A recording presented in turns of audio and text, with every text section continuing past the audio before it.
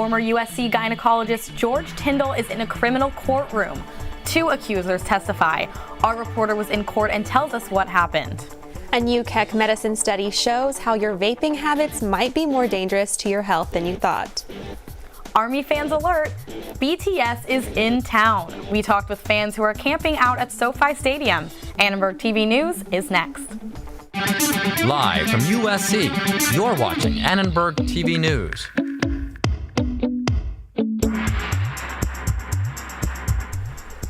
Former USC gynecologist George Tyndall appeared in a downtown courtroom today for a preliminary hearing. Good evening, I'm Gabriella Rudy. And I'm Marilyn Parra. Reporter Anthony Robello was there as 2 women who accused Tyndall of sexually violating them took the stand. Anthony? 2 former USC students testified at today's hearing. Both were identified as Jane Doe. They each described how they were patients of Tyndall's and were violated when they went to see him for a gynecological exam.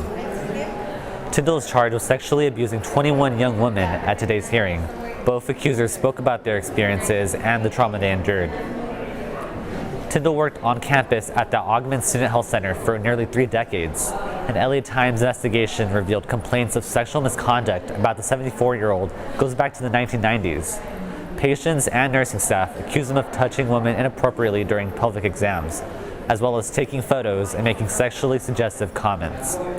He was arrested in 2019 and is currently free on bond after pleading not guilty. Earlier this year, USC agreed to pay $1.1 billion in settlement claims. Over 700 women accuse the former gynecologist of sexual abuse. Advocates say it's important yet difficult for survivors to share their stories. They lose a lot of power over their stories by having to share them in such a public way. And so it is really, it is very significant for them to be testifying, especially in such a public case, to face the scrutiny that they will face in the courtroom. The questioning that they will face, really harmful and damaging. The hearing is set to continue tomorrow morning. If convicted, Tyndall faces more than 60 years in prison. Anthony, can you tell us more about what the survivors said?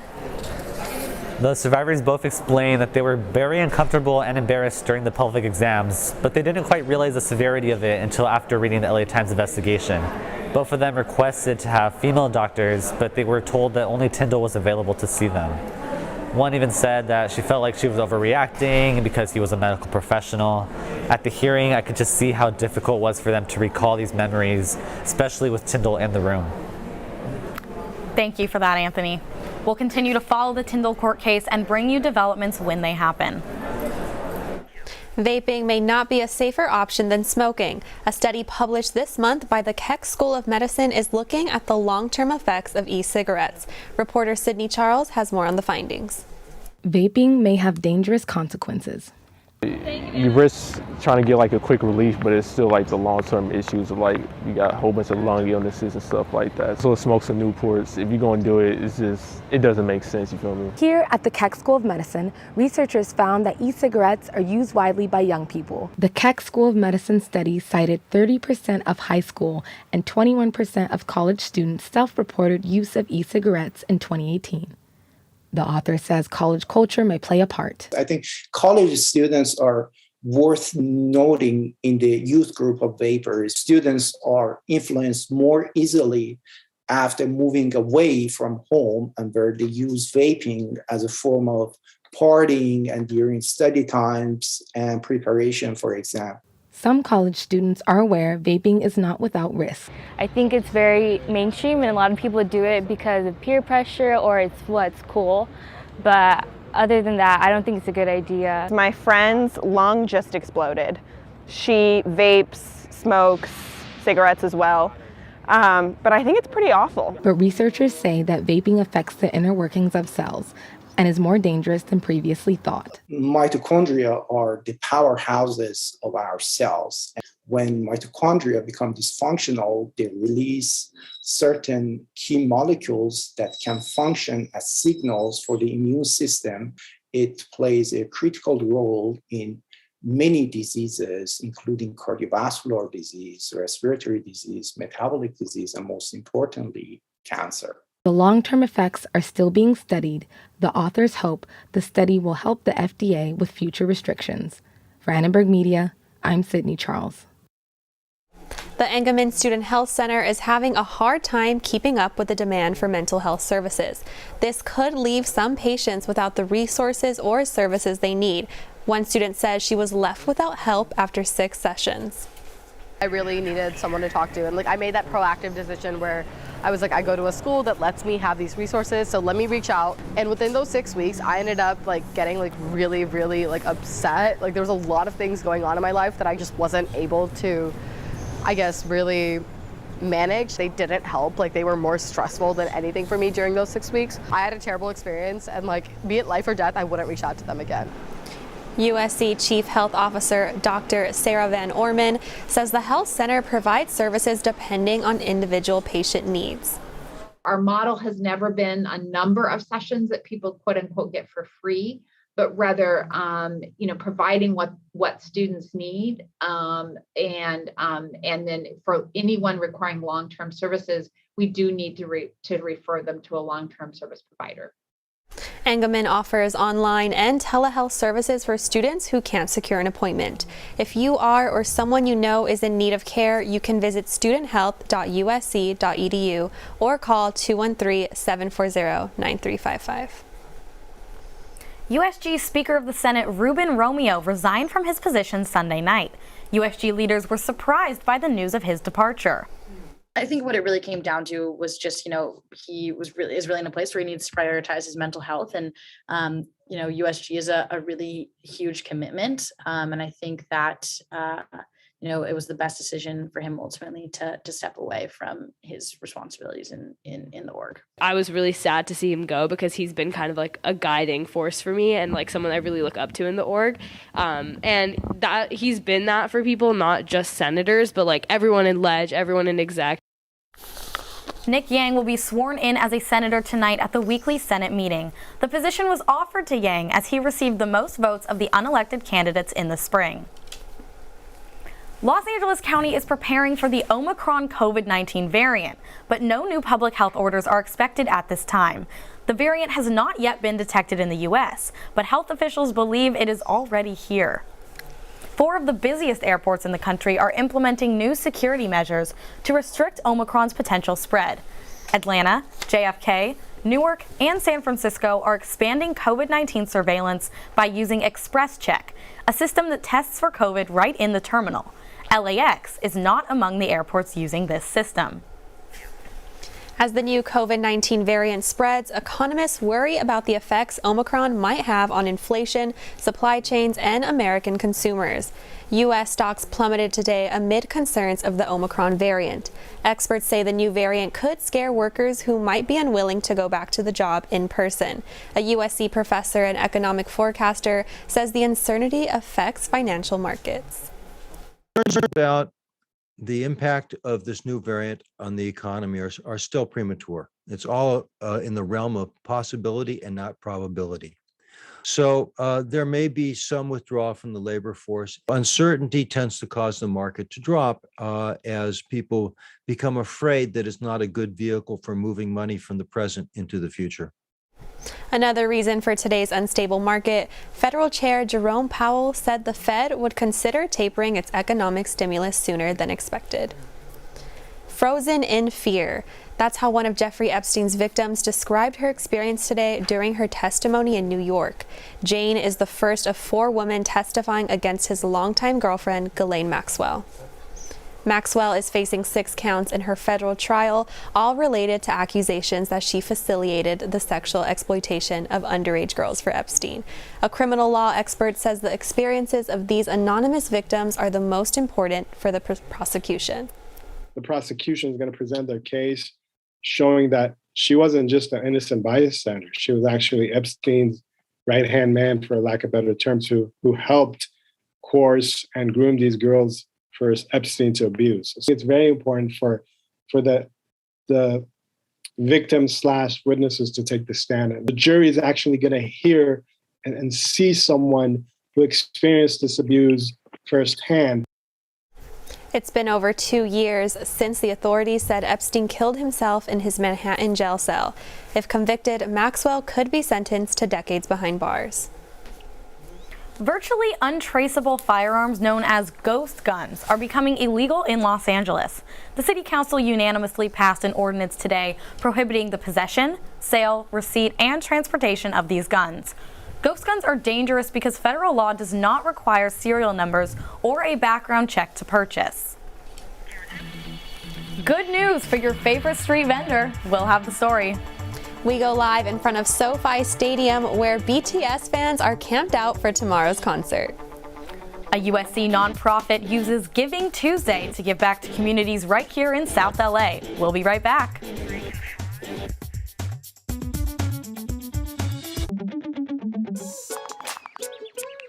Worried your friend's struggling but don't know how to reach out? You could say, how are you, or get a fake tattoo. You could ask with an app if it works for you. You could write them a text or knit them a sweater. If you can't be together, you could write them a letter. Whatever gets you talking. Whatever gets you talking. You could chat on the game, kick off your flip-flops. You could ask on your couch while you binge watch. However you do it, you gotta ask a friend. And if they don't share, you can ask again. Whatever gets you talking. Whatever gets you talking.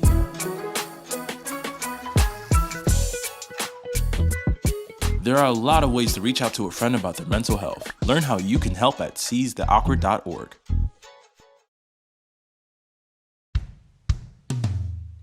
Hey world, I have a quick message. It's about safe driving. All right, let's go. Anytime you're driving, have the seatbelt buckled tight. Both hands on the wheel and your phone out of sight. When not in your hand, trying to text somebody back. Because if you do, your car might get smacked. The moral of the story, just put your phone down. The people on the road will stay safe and sound. Put your phone down, put your phone down. People on the road will stay safe and sound. Yeah. Street vendors in Los Angeles may finally catch a break. Today, the City Council talked about working with the state to change the laws restricting sidewalk street vending. There are about 10,000 street vendors in LA, but only 165 of them have the permits they need to avoid penalties and fines. Some vendors have been fined up to $1,050 in LA. Sidewalk street vending is also limited by no vending zones. For example, vendors are not allowed to sell food within 500 feet of Hollywood Boulevard. Finally, the city can confiscate carts and food trucks from vendors without permits. These permits can cost more than $10,000 with annual fees of up to $5,000. Many street vendors cannot pay for these fees because they only make about $15,000 in a year. BTS fans are camping outside SoFi Stadium tonight, even though the next show is still a day away. The band played 2 shows over the weekend and will play 2 more this week. Annenberg Media's Tatum Larson is live at the venue. Tatum? Hey guys, I am live here at the SoFi Theater, where tomorrow BTS is going to be here playing for one of the first times since the pandemic, and people are excited about it. But don't let me just tell you that. How excited are you guys? People are so excited for this. Our reporter Lupe Lorenes has more in the story. Smooth like butter, like a criminal undercover. The global phenomenon Korean pop sensation has played a key role in boosting cross-cultural music. The group has sold more than 10 million albums worldwide, making them one of the most successful boy bands of all time. BTS fans, also known as the BTS Army, have gathered outside here at SoFi Stadium to be one of the first to get their hands on official BTS merchandise. The mile-long line snaked around the stadium early this morning as thousands of excited fans waited patiently. I got here at 9 a.m. I was waiting in line 9 hours. A whole work shift plus lunch. 9 hours to get to merch. I'm buying some things for a friend. She wants me to get some of the fans with their faces on it and some of the key rings. Despite the long wait, fans say it was worth it. Diancy Gonzalez has been a BTS member since 2016 and attended this weekend's show. So fun. It was so worth the wait because before the pandemic, I was supposed to see them. I got tickets to all 5 shows in California, and I was so sad because they canceled it. But we were able to get it for the second night. And oh my God, it was so fun. It was worth the wait. Michelle Javier traveled from the UK with her granddaughter. Well, I brought my granddaughter. She's autistic and she discovered BTS 18 months ago. It's been life-changing for her. It's took her out of a very, very dark place. It's really changed her life. Music experts say BTS is making a huge impact on the music industry around the world. I think they're the first group to kind of knock down a lot of walls that were keeping not only K-pop artists, but international artists in general outside of music. This year, BTS has released 3 #1 singles. Recently, they won Artist of the Year at the American Music Awards and just earned a Grammy nomination. And judging by these fans, BTS is stronger than ever. For Annenberg TV. As you can see here, people are lined up. They're snaked in this line to go get some BTS merch. Guys, they have t-shirts, sweatshirts, posters, and just about anything BTS related that you could think of. It is cold, it is dark out here, but a lot of people aren't going anywhere in light of tomorrow's concert. People are camping out here to show their dedication for BTS, and I might join them, and I might buy a sweatshirt because I'm pretty cold myself. With Annenberg Media, I'm Tatum Larson.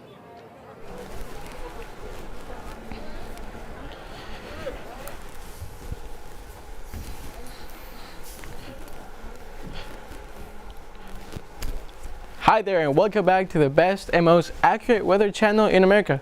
Hope everyone had a wonderful Thanksgiving, and at the same time, I'm hoping everyone is fired up for winter break. This is the last Tuesday forecast of 2021. They said I'm not allowed to cry on camera, so I'm going to have to hold my tears. For our current forecast, we have a dark and cloudy Tuesday afternoon with a temperature of 63 degrees. Moving on to our 5-day forecast, I have to say that weather-wise, we have a perfect week ahead of us. Wednesday and Thursday looking to be cloudy, but at the same time having above average temperatures. This makes up for quite a nice weather to go out. The clouds decided to leave by Thursday night, leaving us with a sunny Friday, a sunny Saturday, and a very sunny, hot Sunday with a high of 80 degrees. Have a blessed Christmas. Have a blessed New Year's. Hope Santa brings you your most desired gifts. Take care, and thanks for watching. All right, Santa definitely came early this year with this. Thanks for the weather update, Arath, because our early Christmas present, we have more news on the coaching hire heard around the world. Lincoln Riley is already impacting the recruiting game with multiple 5-stars committing today. But another program at USC is suffering a big loss in the coaching department. Stay tuned for ATVN Sports.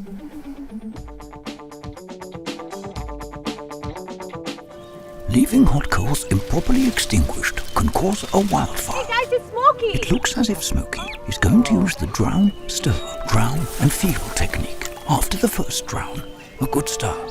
Next, another drink. And finally, a close feel. Is it cool? Okay. Yeah. Hey, Smokey, catch! Oh, my bad, Smokey. Only you can prevent wildfires. When I was your age, I was just like you, fascinated by stars.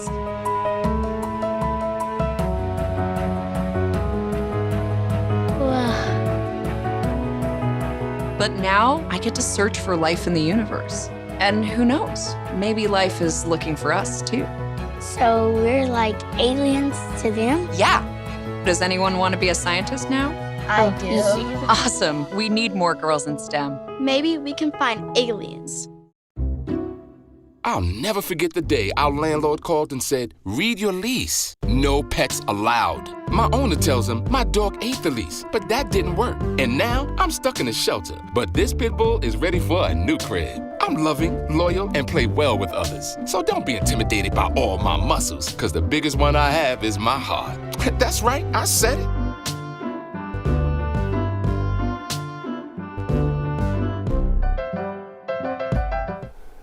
Welcome into ATVN Sports alongside Skylar Treppel. I'm Presley Baker.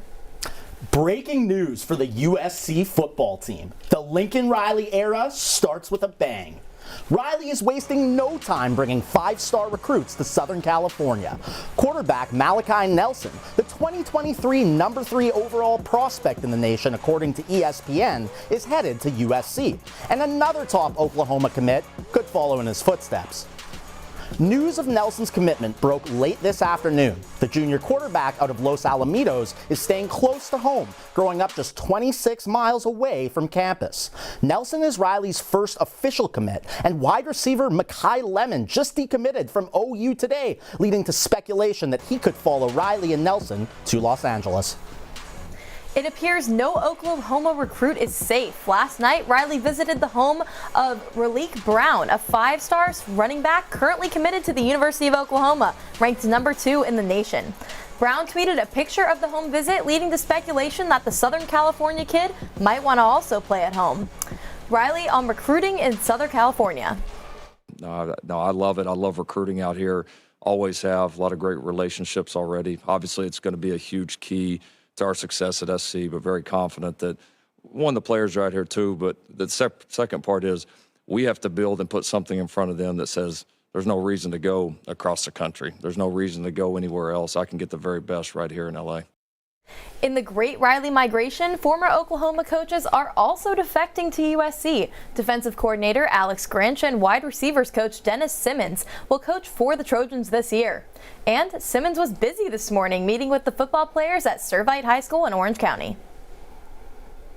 The recruitment process is well underway, just 2 days into Riley's tenure at USC. On the flip side, 3- and 4-star recruits are decommitting from USC after the Riley hire. So far, 3 members of the 2022 recruiting class are considering signing elsewhere. Wide receiver Kevin Green and defensive back Ephesians Prysock announced that they are reopening their commitment. Both originally committed to play at USC. Wide receiver Caleb Douglas has also decommitted from Southern Cal. Riley's move to USC is clearly majorly impacting college football. You can already see the shifts in the recruiting landscape. So, Skylar, what do you think about all this? Lincoln Riley, Malachi Nelson, the coaches moving, what do you think? Absolutely. I think it's the biggest franchise power move in sports since the Lakers signed LeBron James in July of 2018. I actually think that the Lakers were in the garbage then. They were horrible as a franchise. USC, unfortunately, brutal year as a football school, but both franchises have power and historical championship caliber. And USC used that historical championship caliber to go out there and sign Lincoln Riley. You know, for sure. And he's already proven his recruiting power, and he's taking recruits away from the SEC and bringing them here, which is amazing. You can already see that with Malachi Nelson, but Jackson Dart, what is going to happen with him? Absolutely. Jackson Dart right now, he is so special. Best freshman debut of any quarterback in USC history. Athletic and amazing arm strength. And now he's being coached by one of the best in Lincoln Riley. I don't think anyone could have seen a hire this significant coming, but Jackson Dart will benefit greatly. What about Keaton? Yeah, I agree. I think that Jackson Dart's got the confidence. Keaton, obviously, we haven't seen the confidence from him this year, but he's Clutch Sports signed. I think he's going to try and go to NFL. He'll probably enter the transfer portal, maybe play a year grad somewhere else, and then go for NFL. But I think Spencer Rattler's a wild card, too, because he just decided he's going to be going into the transfer portal from OU as well, and we might see him follow Lincoln Riley here as well.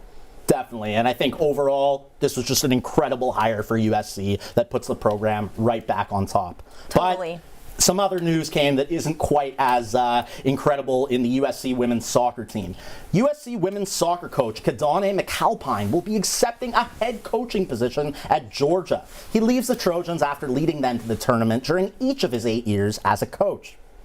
McAlpine will mostly be remembered for winning the 2016 national championship with the Trojans and coaching Penelope Hawking to become the program's all-time leading goal scorer this year. McAlpine leaves the Trojans as the second winningest coach in program history. Even with the program's current success, McAlpine, an Alabama native, has always dreamed of coaching in the SEC. One last time, I'm Skylar Treppel. It's been our pleasure bringing you the Tuesday Sports Update this semester. And I'm Presley Baker. Thanks for watching ATVN Sports. You stay classy, Southern California. Learn how you can celebrate Giving Tuesday by giving back.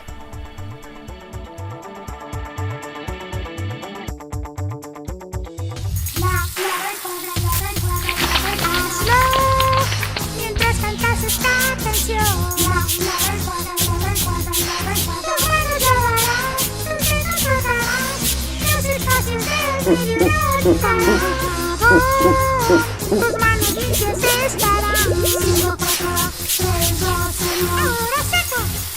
Lávate las manos por 20 segundos como Elmo. Hay algo especial acerca de este lugar.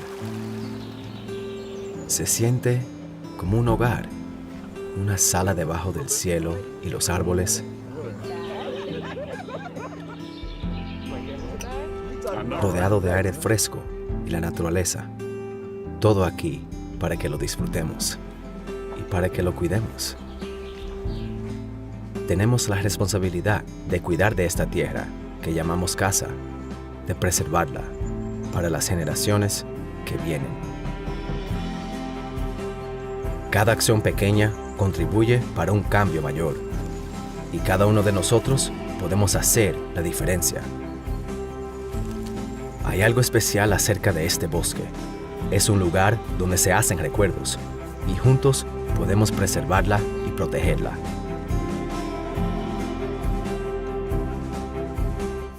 Today is Giving Tuesday, a worldwide celebration of generosity that encourages people to give back to their communities. Since 2012, the movement has raised billions of dollars for nonprofit groups. Here at USC, the Good Neighbors campaign works to help communities around the University Park and Health Sciences campuses. Good Neighbors' Executive Director of Development told us more about how the campaign started. The USC Good Neighbors campaign began in the early 1990s, right after the riots in Los Angeles. This was a way that the university reflected and realized that there's an opportunity for us to be more engaged. Giving Tuesday reaches out to all of our community, friends of USC who can help to support our efforts. In 2020, Giving Tuesday supporters donated nearly $2.5 billion. That was a 25% increase from 2019. Donations on Giving Tuesday exceed those from any other day of the year. In the spirit of Giving Tuesday, you can visit give2.usc.edu to support the Good Neighbors campaign or text GNC to 41444. I think it's incredible what they're doing for Giving Tuesday, and in that spirit, Marilyn and I are so happy that we have been able to give you guys the news all semester. Unfortunately, this is our last Tuesday show. Yes, bittersweet, and it's so sad that it's only the second time that you and I get to be in studio together, but exactly. It's been a journey, and yeah, it's been a great journey. Exactly. Thank you for watching Annenberg TV News. From everyone at Annenberg Media, for the final time, I'm Gabriella Rudy. And I'm Marilyn Parra. For more coverage, watch and subscribe to our YouTube channel at youtube.com/Annenberg Media.